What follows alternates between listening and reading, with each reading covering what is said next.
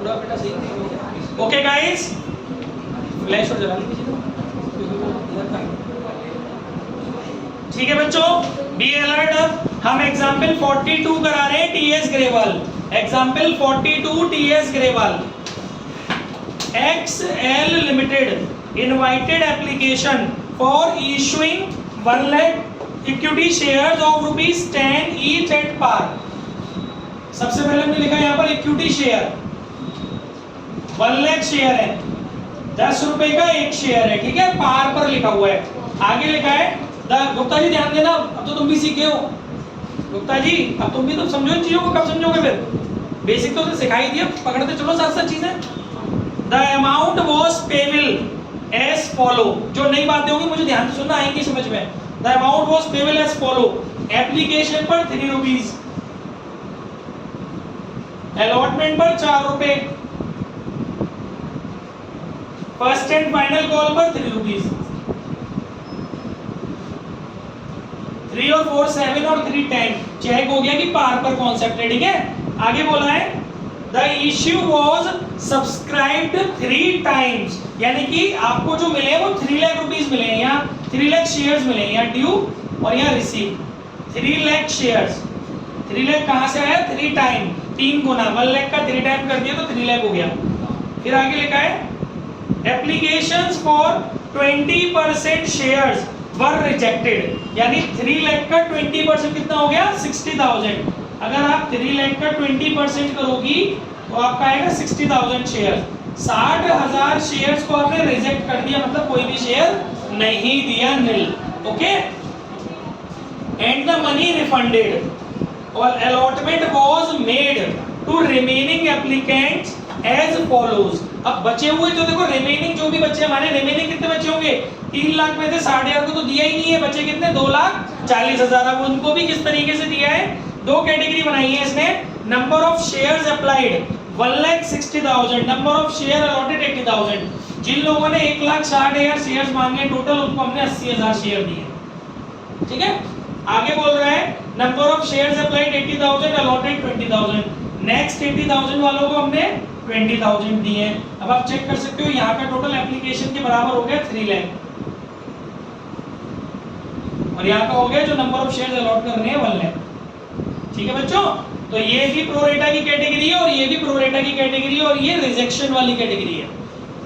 Access money received with application was adjusted towards sum due on allotment and first and final call, यानी कि आपको excess money को application के excess money को allotment और calls दोनों पे यूज करना है। तो यहाँ तक आप जानते हो, जो रिजेक्ट वाला केस है उसको एप्लीकेशन से मल्टीप्लाई करके लौटा देते हैं। 1,80,000 रुपीज एप्लीकेशन मनी रिटर्न। कोई भी दिक्कत हो साथ साथ पूछना। अच्छा, यहाँ क्या होगा? मल्टीप्लाई करेंगे 3 3 जा 9 लाख। ओवर सब्सक्रिप्शन सिखाया था मैंने, ड्यू इसी से करते हैं, 3 लाख है ना, और यहाँ पे हो गया 4 लाख का ड्यू, और यहाँ पे हो गया 3 लाख का ड्यू करके रख लिए पहले से मैंने।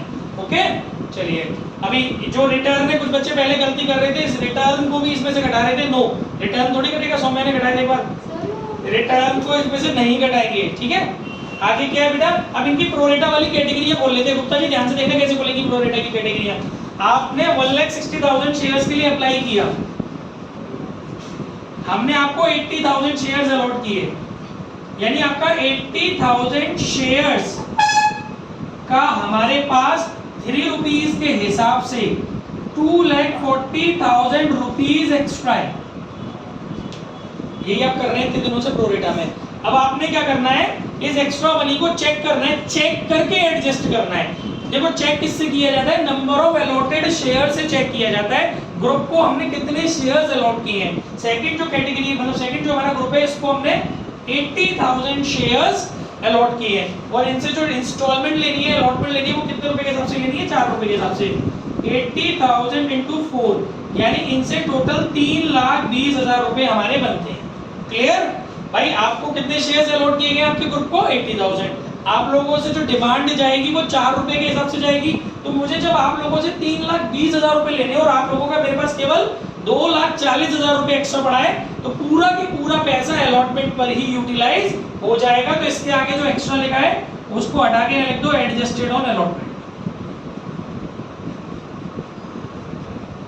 या ब्रैकेट में आगे लिख सकते हो एडजस्टेड ऑन अलॉटमेंट, और इसको हटा देना यहाँ से, ये केवल चेक करने के लिए था। तो जब हम एडजस्ट करते हैं अलॉटमेंट पे तो उसको हम ड्यू वाले अमाउंट में से माइनस कर लेते हैं, क्योंकि ड्यू का अमाउंट तो हमारे पास है। अब हम रिसीव्ड का अमाउंट कैसे कैलकुलेट करना है ऑन अलॉटमेंट, इसकी तरफ आगे बढ़ते हैं। तो इसमें से ये कंफर्म है कि 2,40,000 नहीं आने वाले, यानी कि अगर कुछ और नहीं गड़बड़ होती है तो 1,60,000 तो आ ही जाने चाहिए। क्लियर है यहाँ तक बात? अब ऐसे ही इस वाली कैटेगरी को भी देखना पड़ेगा। इनको आपने कितने शेयर दिए थे, मतलब इन्होंने कितने शेयर्स मांगे थे 80,000, आपने कितने दिए इनको 20,000, तो आपके कितने शेयर, इन लोगों का कितने शेयर्स का पैसा हमारे पास ज्यादा है 60,000 शेयर्स, और इसे अगर कन्वर्ट करते हैं एप्लीकेशन से तो इनका 1,80,000 रुपीज एक्स्ट्रा है। ठीक है, वो ठीक है, फिलहाल इनको चेक करना है एडजस्ट करने के लिए। इनका ग्रुप कितने का है अलॉटेड वाला 20,000, और एक शेयर पर जो हम इनसे अलॉटमेंट मांगेंगे वो 4 रुपए के हिसाब से मांगेंगे, यानी कि इनसे हमें मैक्सिमम 80,000 रुपए ही चाहिए ऑन अलॉटमेंट। तो इतना ही पैसा एडजस्टमेंट होगा अलॉटमेंट पर, ना कि पूरा के पूरा। 1,80,000 में से 80,000 रुपए हमने अलॉटमेंट पर एडजस्ट कर लिया, बचे 80,000। क्लियर? और यहाँ कितना पैसा हमारे पास अभी भी एक्स्ट्रा बच गया इस ग्रुप का 1 लाख। आगे इतनी बात समझ में? अब उसने बोला है, उसने हमको इंस्ट्रक्ट किया है क्वेश्चन के अंदर कि बचे हुए पैसे को आप कॉल्स पे ले जाओ। तो कॉल्स पे देखो वही होगा अलॉटेड ग्रुप से ही। इस ग्रुप को 20,000 शेयर्स अलॉट किए गए, कॉल्स पे आपकी डिमांड जाने वाली है 3 रुपए की, तो आपका 60,000 रुपया एडजस्टेड ऑन फर्स्ट कॉल की जगह लिख लेना कॉल्स इन एडवांस। तो यहाँ से 60,000 रुपया कमाएगा, यानी कि कुछ सब कुछ सही रहेगा तो 2,40,000 आ जाएगा। अब भी आपके 40,000 रुपए बच रहे हैं, इंस्टॉलमेंट्स पूरी हो चुकी, अब आपको इनका पैसा रिटर्न करना पड़ेगा।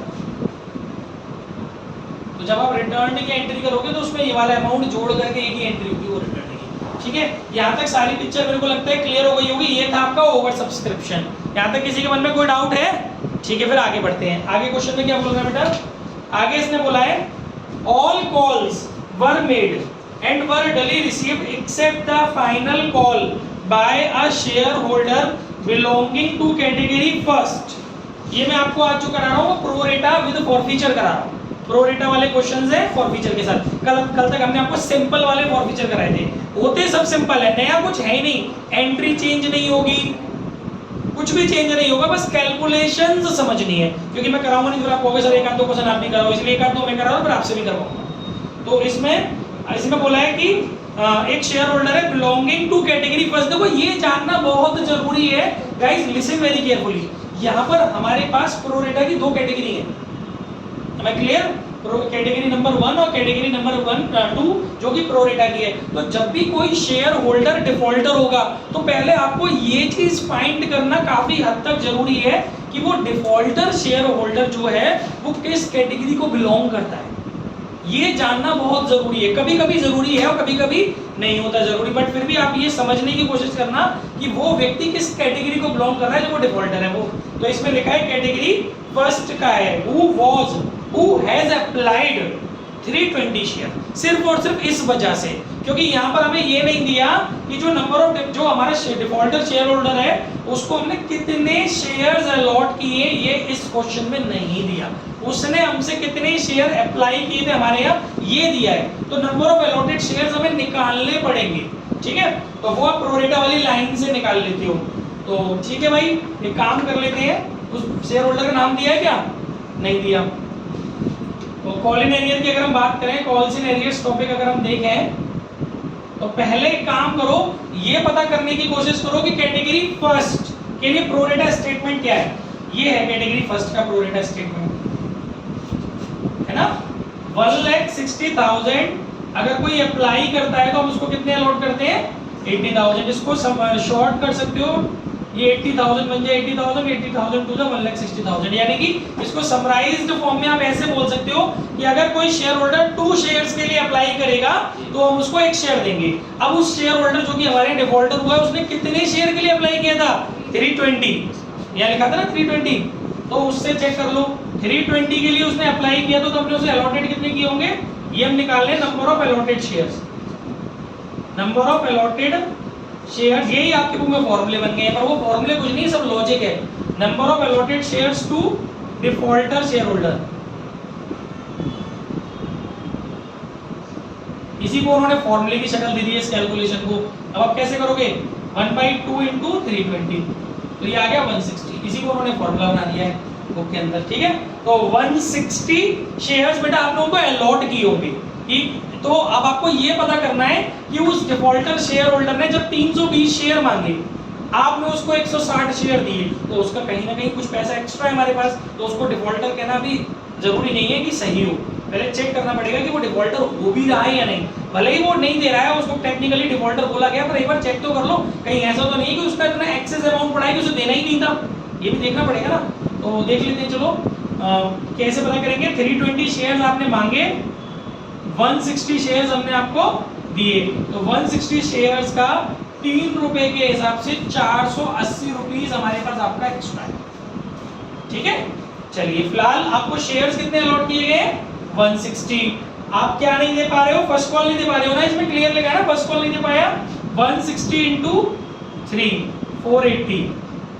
अच्छा एक चीज मैं छोटी सी और बताऊंगा इंटरप्ट करने के लिए, जरा एक बात चेक करो, देखो इनका कितना पैसा एक्स्ट्रा है हमारे पास, 480। यहां तक सबको समझ में आ रहा है? जरा चेक करो क्या ये 480 रुपए पूरे के पूरे, वैसे तो पूरे के पूरे अलॉटमेंट में यूटिलाइज होएंगे होंगे ना, क्योंकि अभी हमने यहाँ पर करा था ना, ये बंदा फर्स्ट कैटेगरी को तो बिलोंग कर रहा है, फर्स्ट कैटेगरी का जितना भी एक्सेस मनी था पूरा की पूरा अलॉटमेंट में ही तो एडजस्ट हो गया था। इसका मतलब फर्स्ट कैटेगरी जो थी वो बेटा वो हमारी फर्स्ट कॉल पे नहीं गई थी, तो फिर ये कैसे चला जाएगा फर्स्ट कॉल पे? मतलब इस बंदे का जो एक्सेस मनी है वो फर्स्ट कॉल पर नहीं गया, तो इस चीज की जरूरत नहीं है इस लाइन की। आप समझिए, किसी किसी क्वेश्चन में इस लाइन की जरूरत पड़ेगी, किसी किसी क्वेश्चन में नहीं पड़ रही है। यहां से लॉजिक लगा लेना कि वो डिफॉल्टर शेयर होल्डर किस कैटेगरी को बिलोंग कर रहा है। ये defaulter share holder first category को बिलोंग कर रहा है, पूरी की पूरी फर्स्ट कैटेगरी का जो एक्सेस मनी है वो केवल और केवल अलॉटमेंट पर ही जाकर के फिनिश हो गया। तो इसका मतलब इस डिफॉल्टर शेयर होल्डर ने जो भी एक्सेस दिया होगा एप्लीकेशन पर वो हम अलॉटमेंट पर ही एडजस्ट कर चुके होंगे। और बाय डिफॉल्ट इस क्वेश्चन में ये लिखा हुआ है कि ये शेयर होल्डर फर्स्ट कॉल नहीं दे पाया, तो हम फिर इससे एक्सेस मनी की बात करें क्यों? क्योंकि वो तो अलॉटमेंट के टाइम पर एडजस्ट हो चुकी होगी ना जब इससे मांगी होगी। यहाँ तो जो पेंडिंग है वो इसकी फर्स्ट कॉल है। तो सर हमने 320 से क्यों नहीं किया क्वेश्चन? क्योंकि 320 जो था वो क्या था, नंबर ऑफ अप्लाइड शेयर, जबकि हमारा क्वेश्चन जो होता है कॉल इन एरियर के केस में वो नंबर ऑफ अलॉटेड शेयर से होता है। तो सिर्फ इतना यूज करेंगे नंबर ऑफ अलॉटेड शेयर निकालने के लिए। ये फंडा जब करते जब वो अलॉटमेंट भी नहीं दे पा रहा होता, वो यहाँ पर अलॉटमेंट देके क्लियर कर चुका है, तो वो चीज अब हमें यहाँ कैलकुलेट करने की जरूरत नहीं है। बस सीधा सीधा उस बंदे के पास 160 शेयर्स है, वो बंदा फर्स्ट कॉल नहीं दे पा रहा, 480 रुपए उसके ऑन फर्स्ट कॉल नहीं आए तो आपको पता है कि आप माइनस कर देते हैं, राइट। 2,39,520। यहाँ तक किस बच्चे को दिक्कत है क्या? पूछ लो। जिसको जो चीज समझनी हो उसे बड़े आराम से समझ लो। मैं बहुत स्मूथली लेके चल रहा हूँ क्वेश्चन, क्योंकि अब यहाँ से क्वेश्चंस बड़े हैं। कॉन्सेप्ट में कहीं कोई गड़बड़, कोई बात कम समझ में आ रही हो, पूछ ले पूरा बैच। किसी को कुछ नहीं पूछना, सबको सब समझ में आ रहा है? ठीक है, आगे बढ़ते हैं। क्वेश्चन में आगे क्या लिखा है? His shares were forfeited।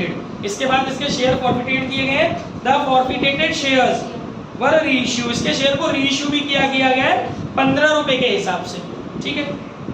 अब करना क्या क्वेश्चन में एक बार ये देख लेते हैं। Pass necessary journal entries for the above transactions in the book of XL limited. मतलब सब कुछ बनाना है, इसकी सारी एंट्रीज करनी है, ठीक है।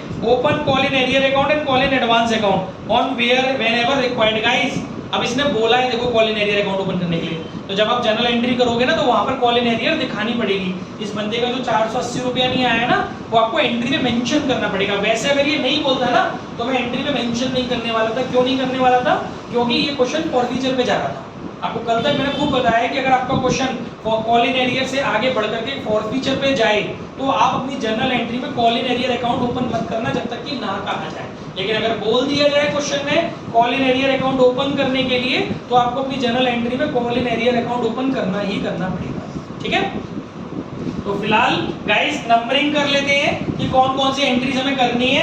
पहली एंट्रीज हमारी कौन सी होगी? रिसीव्ड की, ठीक है। एक बार जरा कोई चेक करते चलो, उसमें पीछे सॉल्यूशन है। एक बार जो नंबरिंग में कर रहा हूँ उसके सीक्वेंस में एंट्री चेक करते चलो, एक बच्चा बस, ज्यादा लोग नहीं, एक बच्चे, बाकी सब लोग बोर्ड पे फोकस करें। तू बस चेक करे पलटने से, इसको समझने की कोशिश कर, तू तेरे से नहीं कहा, उन तीनों में से मैंने किसी से सिखाया, तुम पूरा फोकस इस पे लगाओ। पहली एंट्री आपकी रिसीव की होगी, चेक कर लेना बेटा, कहीं कोई गड़बड़ है तो तुरंत बताना मुझे। पहली एंट्री रिसीव की होगी, दूसरी एंट्री कौन सी होगी बेटा, ड्यू की, चेक करते हैं ना बेटा अमाउंट के अकॉर्डिंग। तीसरी एंट्री हमारी जो होगी वो रिटर्न की होगी। रिटर्न की हमारी दो कंडीशन दिख रही थी, एक तो ये वाली है तीसरी, ठीक है ना, और एक ये वाली भी तीसरी है, यहाँ पे भी तो रिटर्न था। तो चेक करो बुक में तीसरी एंट्री बेटा 1,80,000 और 40,000, 2,20,000 से हो रही होगी, ठीक है। चौथी एंट्री जो होगी हमारी वो कौन सी होगी, एडजस्टेड की। एडजस्टेड केवल आपका एक तो ये वाला हुआ है और एक इधर भी आपने पूरा सीन एडजस्ट किया था यहाँ से यहाँ तक। तो आपकी चौथी एंट्री आप लोग जानते हो, मैं ओरली बोल देता हूँ, वैसे बहुत ही चलो कर भी देता हूँ, ठीक है, कोई बात नहीं, कर देते छोटा छोटा कर देते हैं, इसी को पूरा क्वेश्चन करना है। चौथी एंट्री जो हमारी एडजस्टेड की होती है वो एक्सेस ऑफ एप्लीकेशन मनी आपने कहाँ एडजस्ट की है, अलॉटमेंट में की है और कॉल इन एडवांस में की है। तो एंट्री हो जाएगी equity share application account debit to equity share allotment account to call in advance account, ठीक है ना। अच्छा अमाउंट आप यहाँ से भी देख सकते हो, 2,40,000 और 80,000, 3,20,000 तो आपके अलॉटमेंट पे गए हैं, राइट, और 60,000 आपके फर्स्ट कॉल पे गए, ये हो गए आपके 3,80,000। आई होप समझ में आ गया होगा, सही है, अलग है, ठीक है। इसके बाद पांचवी एंट्री कौन सी होगी, नॉर्मल ड्यू, राइट। छठवीं एंट्री नॉर्मल रिसीव, क्योंकि कोई पंगा ही नहीं है इसमें, डिफॉल्ट इसमें कॉल इन एरियर वगैरह का कोई लफड़ा ही नहीं इसमें। सातवीं एंट्री नॉर्मल ड्यू। आठवीं एंट्री जो होगी वो यहां से होगी, कॉल इन एरियर को मेंशन करते हुए क्या होगी हमारी आठवीं entry, bank account debit call in arrear. करता नहीं मैं, अगर क्वेश्चन में नहीं बोलता तो मैं नहीं मेंशन करता, उसने बोला इसलिए कर रहा हूं। Call in arrear account debit to share equity share first call, और कॉल से एडवांस में रिटर्न ऑफ होगा। अच्छा ये कॉल इन एडवांस भी तो है यहाँ पर, कॉल इन एडवांस भी है ना बेटा इसमें, ठीक है। तो अपनी 8th एंट्री जो होगी वो यहाँ से होगी। ये बॉक्स बनाने का उद्देश्य सिर्फ इतना है कि आप पता कर पाए कि कहां तक जा रही है एंट्री,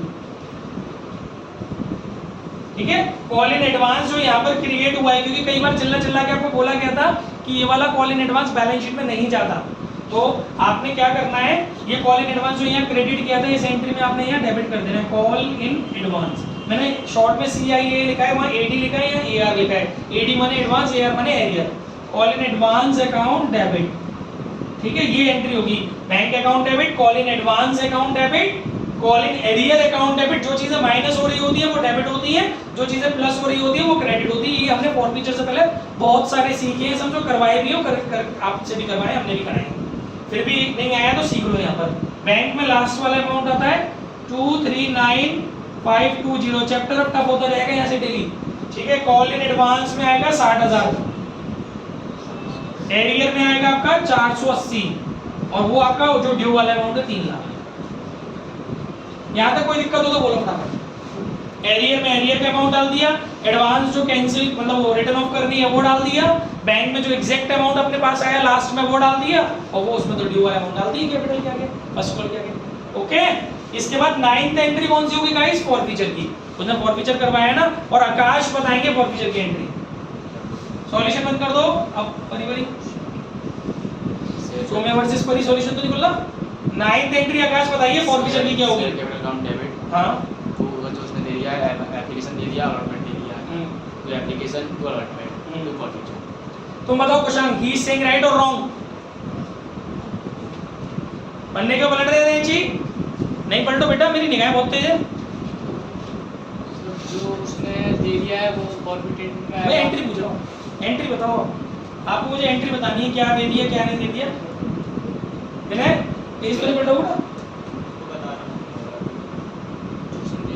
अभी रुक जा, तो 2 मिनट बोल, जल्दी बोल, टाइम वेस्ट कर।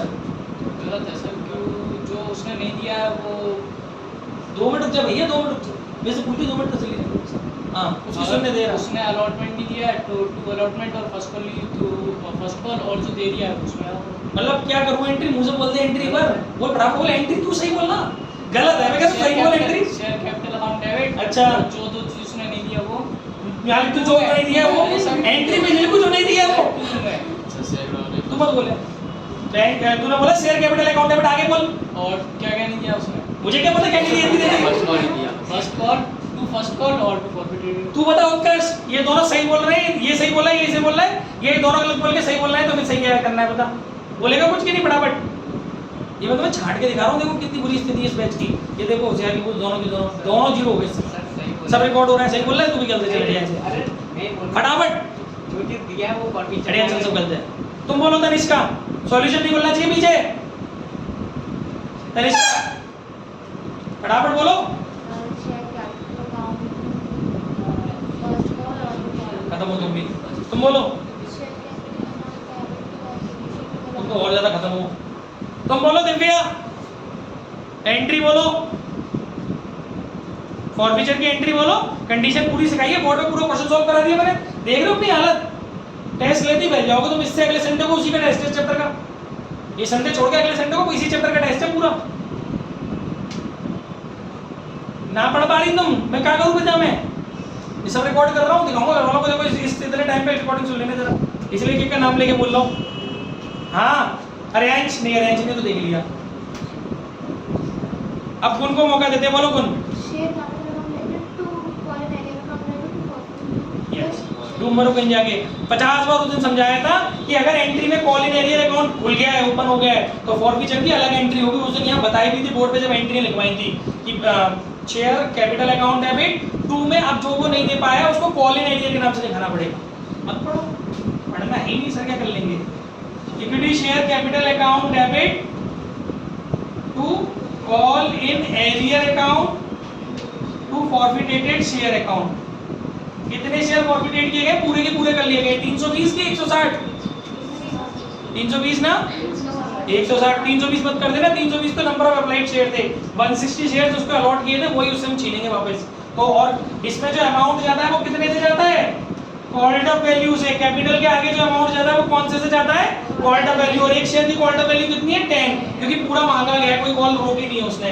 तो 160 टू 10 करोगे तो 1600 रुपए आ गए आपके कैपिटल के आगे, ठीक है बच्चों। बाकी कॉल इन एरियर अब यहाँ से उठा सकते हो 480 रुपए।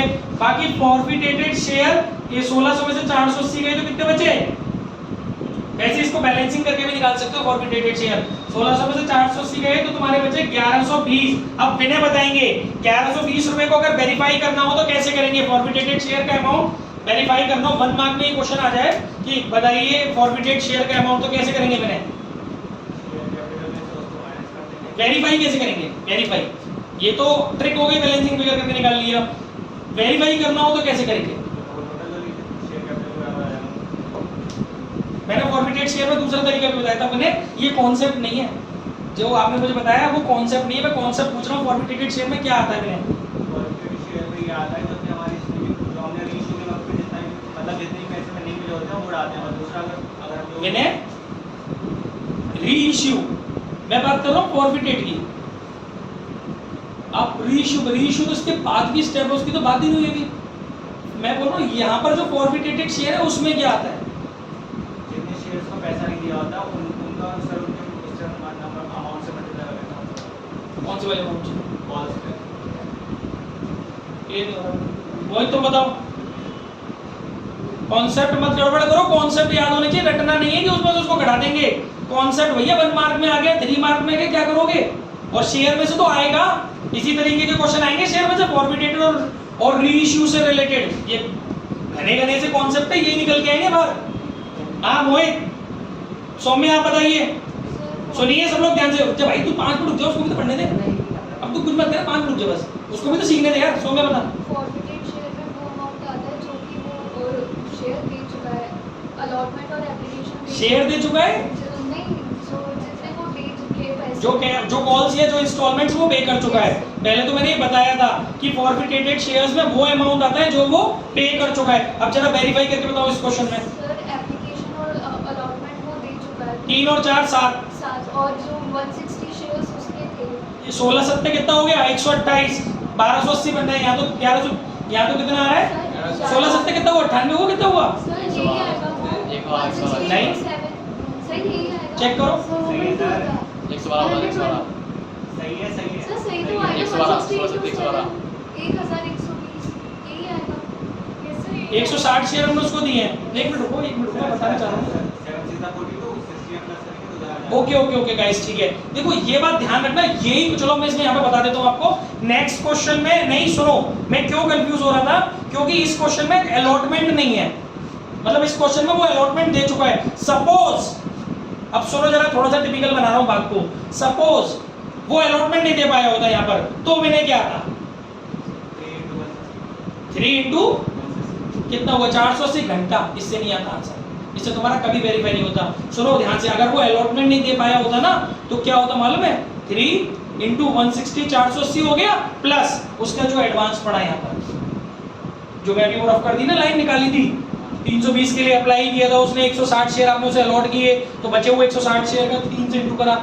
जो उसका एक्सेस मनी आया था एप्लीकेशन पे, वो भी आपको वेरीफाई करने में यहाँ चेक डालना पड़ता है। ऐसे निकलता है फॉरफिटेटेड शेयर जब अलॉटमेंट नहीं आई होती है। तो यहाँ तो अलॉटमेंट वो दे चुका है ना, इसीलिए पंगा नहीं आया, इसलिए आपने सीधे सीधे कर दिया 3 और 4 7, 16 इंटू 7 16 7 112 ही आ गया, 1120 आ गया। लेकिन अगर इसी क्वेश्चन में ऐसे क्वेश्चन आगे आएंगे, वहां मत पूछना मुझसे अभी वाली चीज।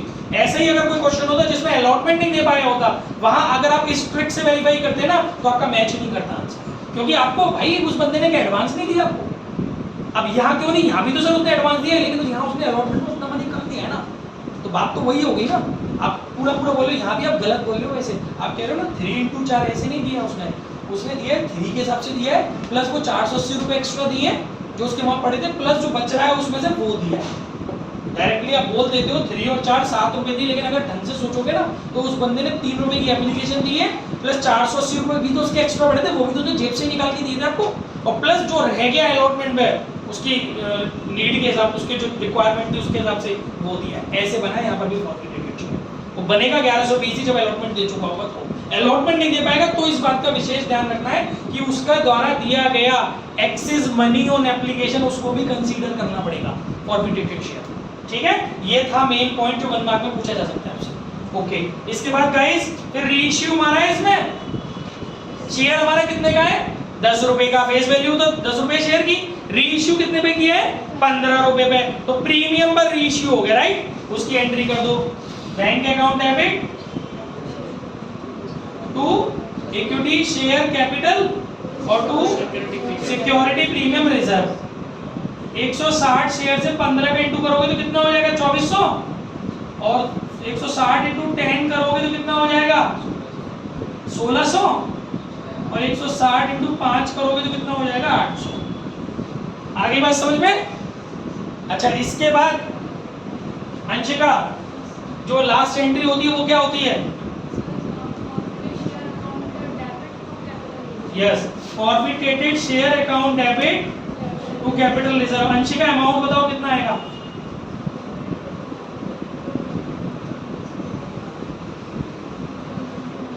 मुझे बोलो क्या पूछना है, मैं बता दूंगा। बोल दो, मैं बता दूंगा, कैलकुलेट में कर दूंगा, फटाफट बोलो।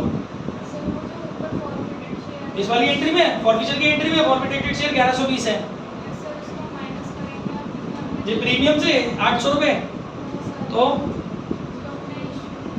रीइश्यू तो हमने किए ही नहीं है डिस्काउंट में, रीइश्यू तो हमने प्रीमियम किए, तो माइनस नहीं करेंगे, पूरा के पूरा अमाउंट ट्रांसफर कर देंगे, क्योंकि हमने रीइश्यू नहीं किया डिस्काउंट में, तो हमारा पूरा के पूरा 1120 रुपए जो है वो कैपिटल रिजर्व में ट्रांसफर हो जाएगा। आई होप सबको समझ में आ गया होगा। और कॉल इन एरियर अकाउंट और कॉल इन एडवांस अकाउंट तो इन्हीं जनरलों से बन जाएगा, नॉर्मल बनता है, और बैलेंस से वो बच्चे का बैलेंस तो बचेगा ही नहीं, वो तो खत्म हो जाएगा। हाँ बेटा बोलो, पॉज कर।